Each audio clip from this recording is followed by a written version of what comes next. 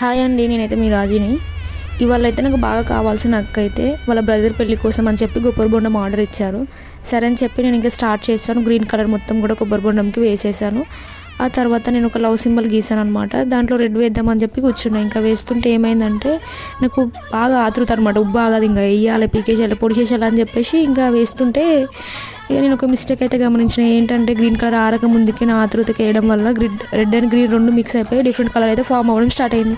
ఇప్పుడు ఎట్లా నాయన నెత్తి నోరు కొట్టుకుంటూ అయిపోతుందా, ఇక కాదని చెప్పేసి 2 నిమిషాలు పక్కన పెట్టి మళ్ళీ దానికి డబుల్ కోటింగ్ వేసి దాని పరిస్థితి ఇలా వచ్చింది. అమ్మాయి దీన్ని ఏం గెలుకోదు, ఇక పక్క పెట్టి 2 నిమిషాలు తర్వాత స్టార్ట్ చేద్దామని చెప్పేసి తర్వాత స్టార్ట్ చేసిన ఇంకా అయిపోయింది, మంచిగా వచ్చింది.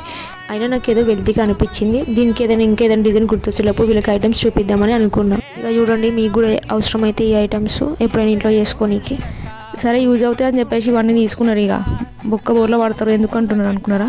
గిట్లనే ఒక చెల్లె గుప్పలకు పోయి గింత రేట నీకంటే తక్కువ ధరకు నేనే తీసుకొని చేసి చూపిస్తాను అని చెప్పేసి ఐటమ్స్ అన్నీ తీసుకొని బొక్క బోర్లో పడి ఇప్పుడు వచ్చి సారీ అంటుంది. ఎందుకంటే తను తీసుకున్న ఐటమ్స్ ఒకసారి యూజ్ చేసాక తను ఎక్కడ ఏ మూలకేస్తుందో తనకే తెలియదు, అది మళ్ళీ తనకి యూజ్ కావు.